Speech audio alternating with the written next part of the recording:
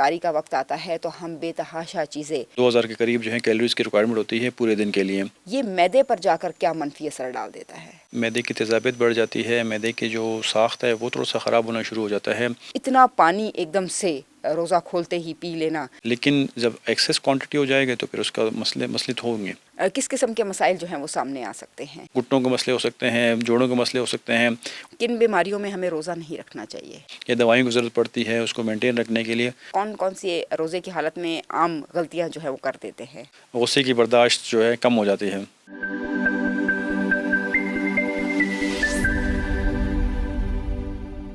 अस्सलाम वालेकुम। नज़रबान बलूचिस्तान के प्रोग्राम बातों बातों में मैं हूं बुशरा कमर। नाजरीन, रमज़ानुल मुबारक का बाबरकत महीना जारी है। इस महीने में हमने देखा कि अमूमन लोग जो हैं वो सहर व अफ्तार में एतदाल से का मुज़ाहरा नहीं करते, जिसकी वजह से उनकी सेहत के ऊपर मनफी असरात मुरतब होना शुरू हो जाते हैं। हमें रोज़े की हालत में अपनी सेहत का किस तरह से ख्याल रखना चाहिए, इस मौजू पर बात करने के लिए आज हमारे साथ स्टूडियो में मौजूद हैं डॉक्टर तारिक बादीनी साहब। आप असिस्टेंट प्रोफेसर मेडिसन हैं सिविल अस्पताल कोयटा में। हम आपको वेलकम करते हैं अपने प्रोग्राम में। सर, रोज़ा रखने से इंसानी जिस्म पर मजमूई तौर पर क्या असरात जो है वो मुरतब होते हैं? सबसे पहले आपका शुक्रिया, आपने मदू किया।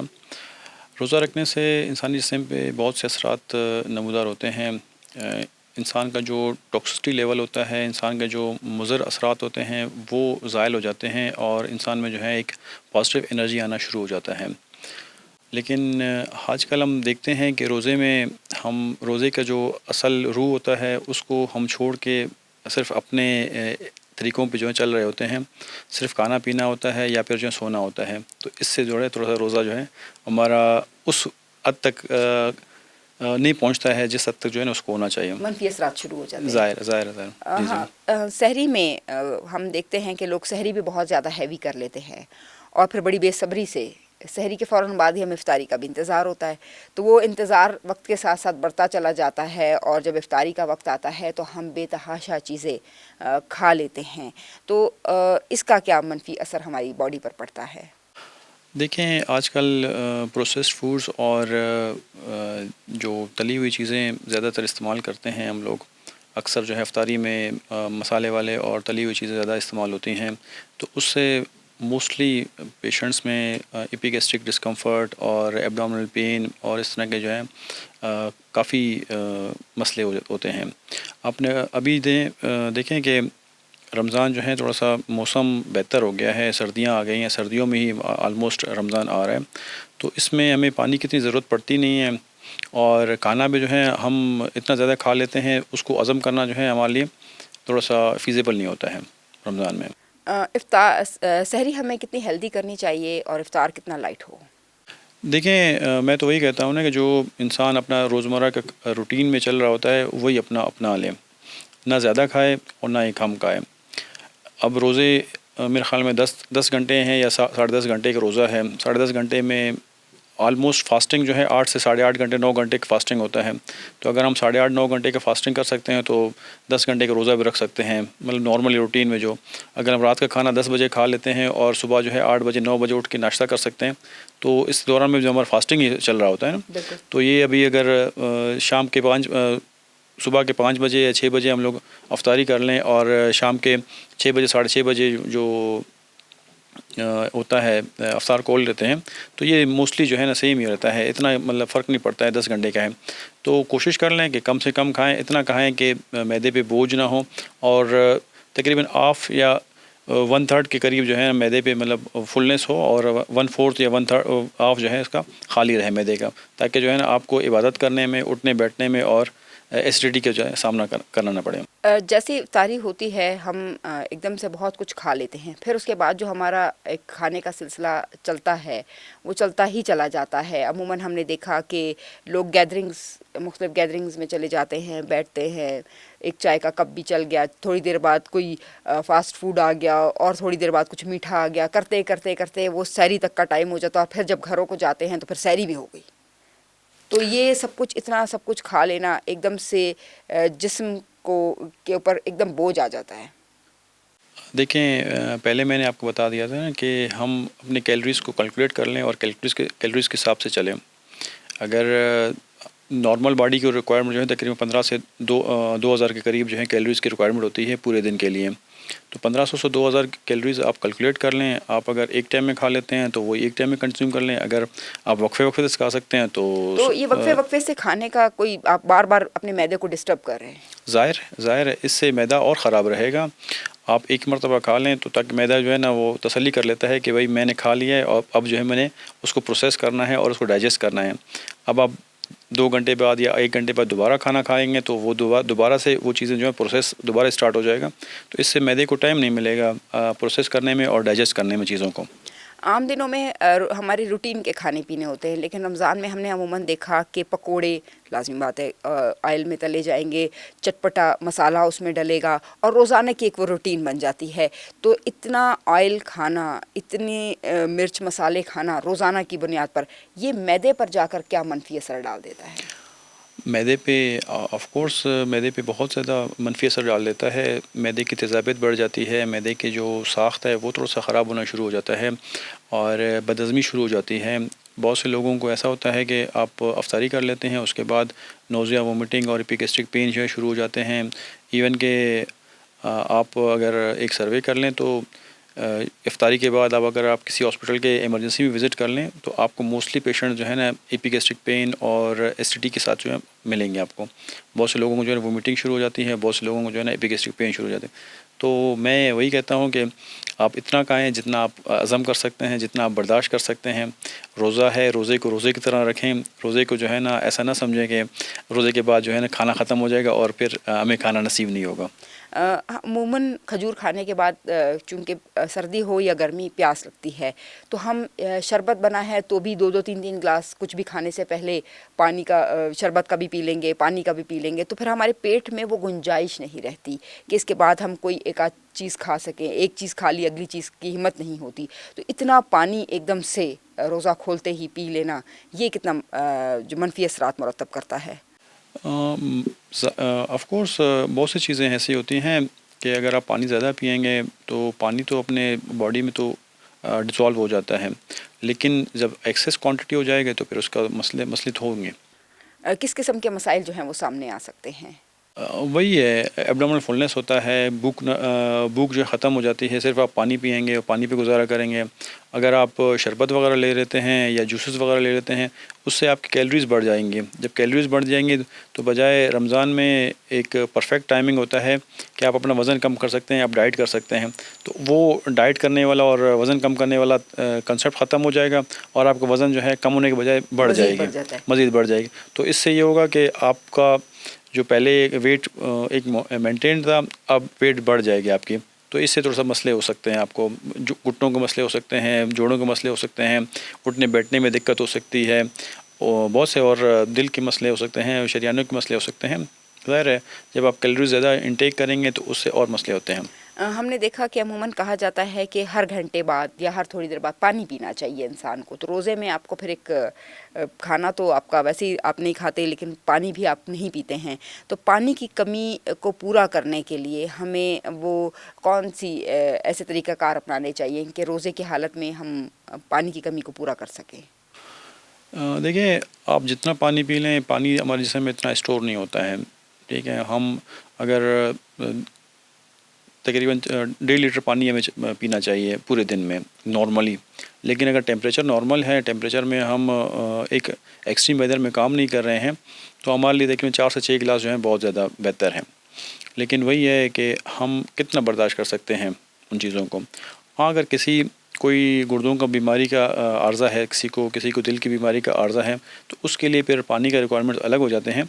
लेकिन एक नॉर्मल हेल्दी बंदे के लिए पानी की रिक्वायरमेंट इतनी ही है और इससे ज़्यादा नहीं पिए, क्योंकि पिएगा तो ज़ाहिर है उससे नमकियात लॉस हो सकते हैं, उसके और भी असरात होते हैं। अमूमन हमने सुन रखा है लोगों से कि सहरी में दही खाया करो, इलायची का इस्तेमाल किया करो, प्यास नहीं लगती। ये कितनी सदाकत है? ये सिर्फ मिथ्स हैं, लोगों को जो है ना अपने सिर्फ ज़हन को तसल्ली देने के लिए बातें हैं और इसमें कुछ ऐसा है ही नहीं। हाँ, दही खाएंगे, दही से ज़ाहिर है वो थोड़ा सा मैदे पे एक असर डालता है और एक थोड़ा सा साइकोलॉजिकल इफ़ेक्ट आता है उसमें कि आपने दही खा लिया है या कोई ऐसी हैवी डाइट ले लिया है जिससे आपको 10 से 12 घंटे का रोज़ा जो है आसानी से गुजार लेंगे आप। हालांकि ऐसा कुछ भी नहीं होता है। दही खाएं, खाना खाएं, जो भी खाएं, इतना खाएं जितना जो है आप बर्दाश्त कर सकते हैं और इतना जो है आपका मैदा बर्दाश्त कर सकता है। किन बीमारियों में हमें रोज़ा नहीं रखना चाहिए? रोज़ा अगर आपका शुगर का मरीज़ है और शुगर उसका कंट्रोल नहीं हो रहा है और शुगर बहुत फ्लक्चुएट करता है, उसका कभी ज़्यादा हो जाता है, कभी बहुत ही कम हो जाता है, तो आप उस सूरत में रोज़ा नहीं रख सकते। और अगर कोई डायलिसिस का मरीज़ है, गुर्दों का अर्ज़ा है उसको, और उसकी डायलिसिस की जो है चीज़ें हफ़्ते में 2 मरतबा या 3 मरतबा उसको डायलिसिस हो रही है और वो ब्लड प्रेशर उसका फ्लक्चुएट करता है या उसको और चीज़ों की ज़रूरत पड़ती है, नमकियात को बराबर करने के लिए, पानी की ज़रूरत को पूरा करने के लिए, या दवाइयों की ज़रूरत पड़ती है उसको मेंटेन रखने के लिए, तो शायद इसमें जो है ना वो आप नहीं रख सकते। अदरवाइज़ बहुत से जो हेल्दी होते हैं, बहुत से इंडिविजुअल जो है ना वो फ़िट होते हैं, वो ऑलमोस्ट रख सकते हैं। वैसे भी जो है रोज़ा 10 से 11 घंटे का रोज़ा है, तो इसमें इतना इफ़ेक्ट नहीं होता है बॉडी को। आई थिंक कि सब रख सकते हैं रोज़ा, इसमें कोई वो नहीं है कि बना। सम टाइम हमें कोई दवाइयाँ इस तरह मेडिसिन दी जाती हैं कि आपने 3 टाइम यूज़ करनी है, तो क्या हम अद्वियात के औकात रमज़ान के मुताबिक तब्दील कर सकते हैं? जी, ये बहुत सी दवाइयाँ ऐसी होती हैं कि आप उनको सुबह, दोपहर, शाम 3 टाइम लेने पड़ते हैं।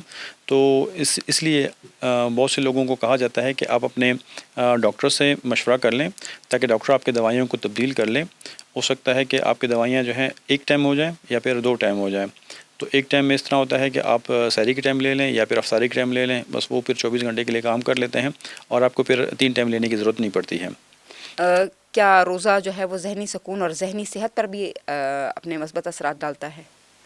ऑफ़ कोर्स, जब आप रोज़े की हालत में होते हैं और आपको जब एक चीज़ें मुसलसल जो है आपको एक चीज़ रोक रही होती है ना, कि मैंने पानी नहीं पीना है, मैंने ये चीज़ नहीं करना है, मैंने बहुत सी चीज़ें जो रोक रहे होते हैं, तो ज़ाहिर है उसको पॉजिटिव इफ़ेक्ट्स आते हैं इसके रोज़े के।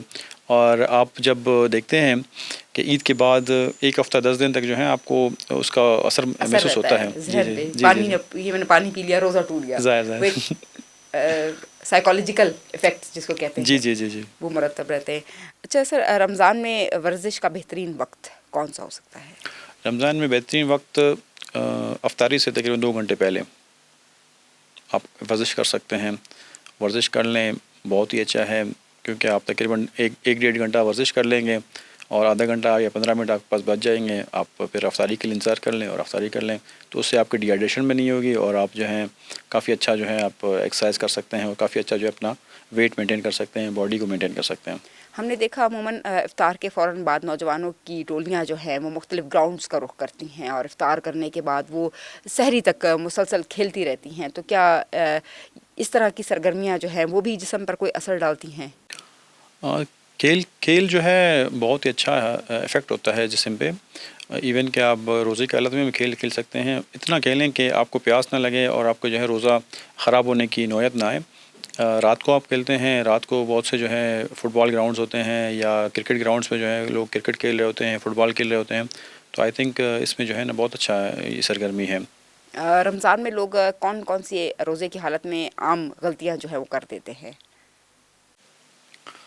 गलतियाँ बस वही है, पानी वाला है और ट्रैफ़िक का जो थोड़ा-सा बहुत इश्यू होता है, बाकी तो मेरे ख़्याल में और थोड़ा बहुत शाम के टाइम इफ्तारी के करीब जो है थोड़ा लड़ना झगड़ना और थोड़ा-सा गुस्से की बर्दाश्त जो है कम हो जाती है। बस वो गलतियाँ होती हैं और तो कुछ नहीं होता। अमूमन हमने देखा है कि रोज़ा एक नॉर्मल चीज़ों से भी हम खोला जा सकता है, लेकिन हम कोशिश करते हैं कि इफ्तार में हमें कुछ चटपटा मिले, तो लाल मिर्च और सब्ज़ मिर्च दोनों में अमूमन डॉक्टर्स हमने यही सुना है कि कहते रहे हैं कि सब्ज़ मिर्च का इस्तेमाल बेहतर रहता है लाल मिर्च के मुकाबले में। तो क्या आया हमें सब्ज़ मिर्च का इंतखाब करना चाहिए या हमें दोनों जो मिर्चें हैं उनको एक कंट्रोल करके इफ्तार के लिए जो खाना बनाना है उसमें इस्तेमाल करना चाहिए? देखिए, मिर्चों में आई थिंक सब्ज़ मिर्च का इस्तेमाल बेहतर है, लेकिन सारे इत्ताल करना चाहिए उनमें। ज़्यादा ना इस्तेमाल करें, क्योंकि इससे मैदे पे बुरा असर पड़ता है। जब मैदा बुरा एसिडिटी के अलामत शुरू हो जाते हैं, तो फिर उससे आपका रोज़ा भी ख़राब हो सकता है, उससे आपको तकलीफ़ होती है। तो आप कोशिश करें कि रमज़ान का महीना है उसको सेहतमंद तरीके से गुज़ारें और इतना मसाले खाएँ जितना आप बर्दाश्त कर सकते हैं, जितना खा सकते हैं। ज़्यादा ना खाएँ, ज़्यादा खाएँगे तो मैदा ख़राब रहेगा, फिर आपको दवाइयों की ज़रूरत पड़ेगी। जब दवाइयाँ खाएंगे तो फिर और मसले होंगे। Thank you so much sir. आपने सुना कि रोज़ा रख कर चाहे इफ्तार हो या सहर हो, हमें एतदाल की बहुत ज़्यादा ज़रूरत है। रमज़ान जो है उसके रोज़े 29 से 30 दिन के होते हैं। हर दिन हम मुख्तलिफ़ चीज़ें बनाकर लिमिट्स में रहकर खा सकते हैं। एक साथ एक ही दिन अगर सारी चीज़ें खाने की कोशिश करेंगे या बहुत सारी चीज़ें बनाकर मिर्च मसालों के साथ खाने की कोशिश करेंगे तो उसके मनफी असरात जो हैं वो ज़रूर जिस्म पर मुरतब होंगे। फ्रूट्स का इस्तेमाल करना चाहिए। ऐसी चीज़ें जो तलने वाली हैं, जिनमें मिर्च मसालों का इस्तेमाल है, वो कम से कम करनी चाहिए ताकि हम रोज़े रखें तो हमारी जिस्मानी सेहत जो है वो हेल्दी रहे। हमें अपनी इबादत करने के दौरान किसी किस्म की कोई मुश्किलात जो हैं वो ना हो, बादीपन हमारे जिस्म में ना हो और वो नौबत ना आए कि हमें घर वाले जो हैं वो हस्पताल लेकर जाएं। तो उम्मीद करते हैं कि तमाम रोज़ेदार जो हैं वो सहर और इफ्तार में जो है अपना ख्याल रखेंगे, अपनी सेहत का ख्याल रखेंगे और अपने घर वालों की सेहत का भरपूर ख्याल रखेंगे। एक नए प्रोग्राम के साथ फिर से हाजिर होंगे, तब तक के लिए इजाज़त दीजिएगा। अल्लाह हाफ़िज़।